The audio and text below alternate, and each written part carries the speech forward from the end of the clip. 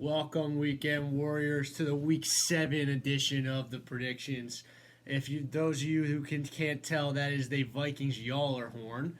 A little bit stoked up after the win. Sorry for you Eagles fans, but it was a successful trip to Minnesota, and got to see the boys get back in the win column and get a little bit of revenge back at our home stadium. A lot more to go, but it's a good start. And no surprise, I'm wearing number 14's jersey. He could have probably had 300 yards if he needed to against Rasul Douglas, the worst cornerback in the National Football League. So, moving on to the weekend Warriors predictions here. It's going to be one of the shorter shows this week. Just some stuff going on, but let's look at the standings. It's lonely at the top.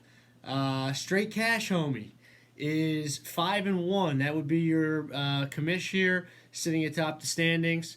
With Jake losing to Dean last week, getting knocked down to 4-2. What's good for the rest of the teams and bad is that everybody's in play. Chris, who's 2-4, Dean, who's 2-4, and Brett lost 3 in a row, who is now 2-4, are all one game out of of a playoff spot.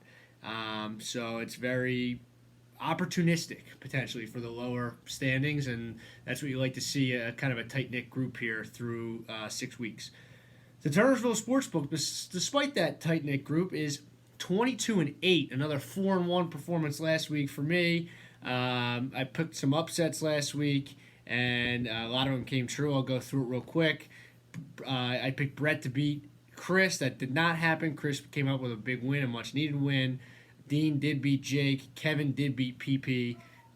Terry did beat Otley, and I did beat Zach. So a couple upsets in there, especially me winning with -1 for my quarterback. And thank you, Robbie Anderson, for a 92-yard touchdown. Sometimes it's better to be lucky than good, I always say. So moving on to Week 7. Big week here. Can't believe it's Week 7 already. Might have said that already, but I just really can't believe it. First matchup of the week is Brett versus Zach. Brett has Odell Beckham Jr. on bye. Right now, in for wide receivers, Marquez Valdes-Scantling in his place. He's questionable. Another guy in Brett's lineup, Amari Cooper, very questionable. Josh Gordon, another guy in his lineup, very questionable. Brett's wide receivers are questionable. And for what he has on the bench, let somebody tell you who has on the bench. AJ Green. So, Brett, I don't know if you know, but you might want to get some bandages or maybe a med kit. Yes, that's a Fortnite reference, but I think you need a community slurp drink or a chug splash because something's going on here with your wide receivers. He's got Derrick Henry, I think the only guy ever, 15 carries for 28 yards last week. I can't believe that's even a stat line. So it's good. And Le'Veon Bell at home, but he's playing against New England. Things are going to get better for Le'Veon Bell, but I don't know about this week. Shifting over to Zach, he had a bad week against me last week. Aaron Jones put up a dud. Terry McLaurin was still good. However, I think Zach had him on the bench last week. He had DJ Shark in, and Boyd had a stinker. So Shark's going to have a great week this week against Cincinnati. He'll have a bounce back for sure. Deshaun Watson, the guy's nuclear. He's so good. And he also has Lamar Jackson on the bench. He will be without James Conner this week, but he does have an abundance of other just depth here with Allen Robinson being able to plug in. He's got Boyd on his bench right now, and he still has 4 other good receivers. Maybe Brett would like to have one of those guys right now this week. So, look, Brett's team is still good. He's got Russell Wilson. He has depth at running back, and he will get Beckham back and maybe Green back at some point. I do think Lindsey will have a good week this week, but I'm going to give a check mark to Zach here in Week 7 as Olong Johnson tries to move to 4-3. And that will be Brett's 4th loss in a row. Brett, hang in there. The champ from last year. Moving on to the next matchup, I have Kevin versus Jake. A little bit of a rivalry here with these two. Jake, admittedly, has told me his wide receivers stink.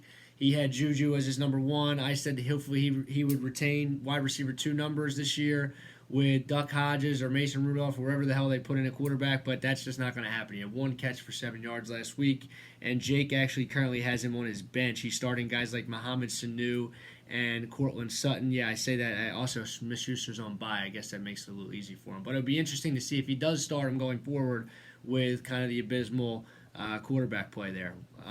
Auden Tate, guy I cut last week, he's been in Jake's lineup. Kind of a slew or island of misfit toys, if you will, for him at wide receiver. Still has Matt Ryan, arguably one of the best. He's quarterback 4 on the season so far. Michel's been hit or miss. Fournette's been great. He actually got him from Kevin. Kevin, on the other hand, got Edelman for him. And don't look now, guys, but Kevin has won. Let me just check. 3 in a row. Started 0-3. Now he's 3-3. Made some questionable trades. It's worked out for him. He now has one of the better wide receiver cores in the league. Tyreek Hill, Michael Thomas, and Edelman. Pretty tough to match that. And he also has Josh Jacobs, who's been good. Melvin Gordon, who will hopefully be good for his sake. And he has Carson Wentz. Kevin's got a good team. Not to mention Chris Godwin on bye. If he gets him back, he's got the 4 best wide receivers, at least depth-wise, in the league. There's no question. So to have Edelman as a flex or even on your bench with some of these other running backs. So look out for Kev. He's coming up in the ranks, and I'm going to pick him to win this week. Jake's depleted at wide out. His team's a little bit on the down. I'm going to give Kevin the check mark here in week 7. Moving on to the next matchup, we got Pearson versus Otley.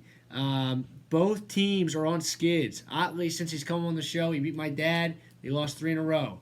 Pearson's lost 2 in a row. Both these teams, a little bit more surprising. Pearson, we kind of sniffed out with some of his points that he might be due for a little bit of a fall.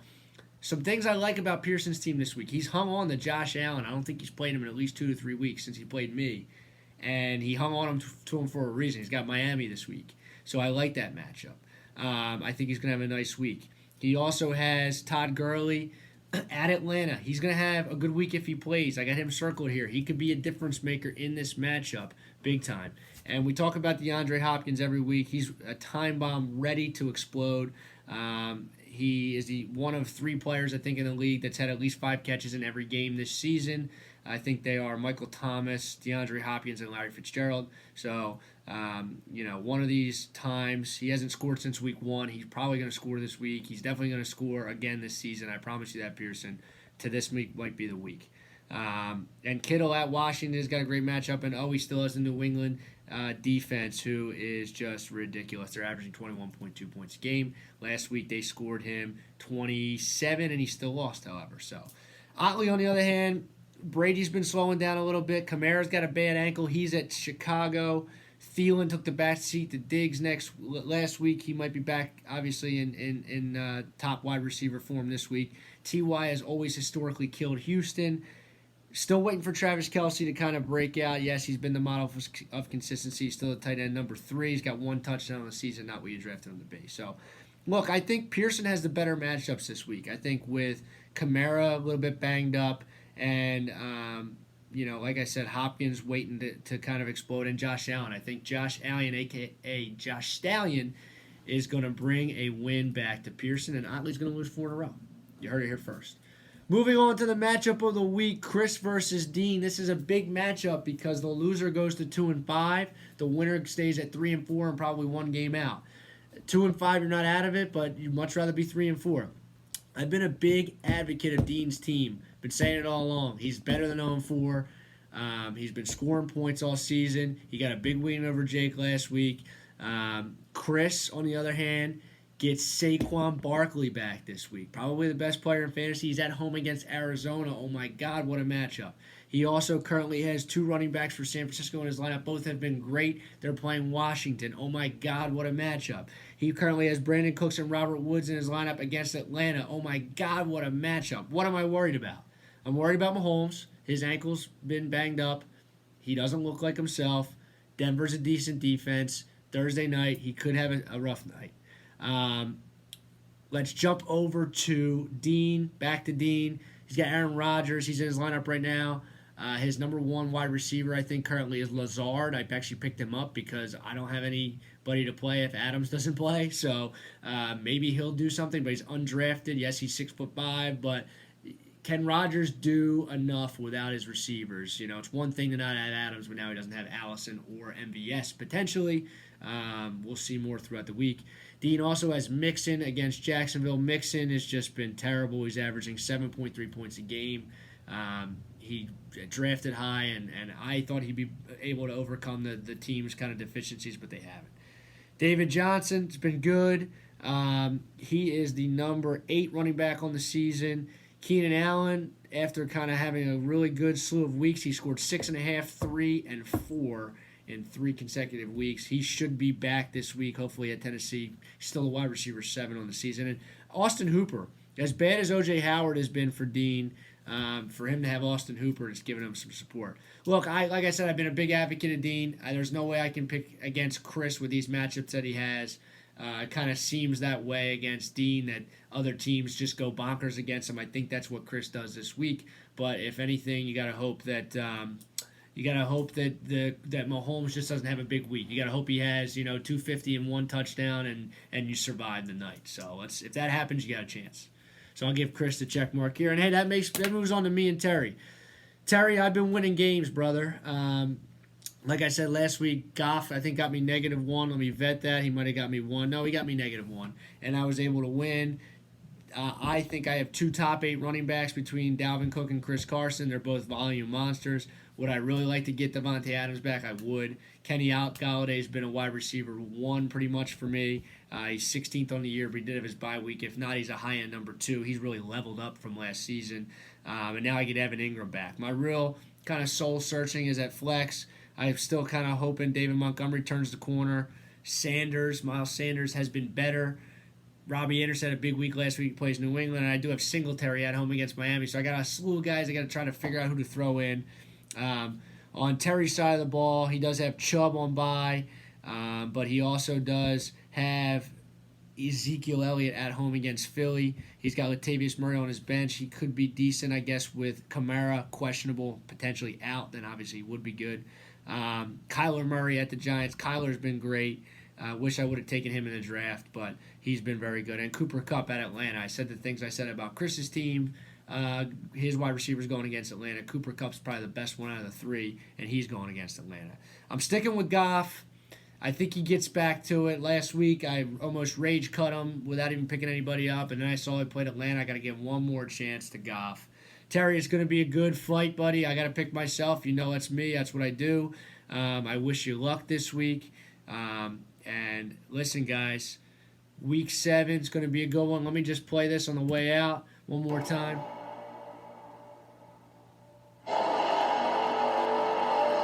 Commish out. Enjoy the week.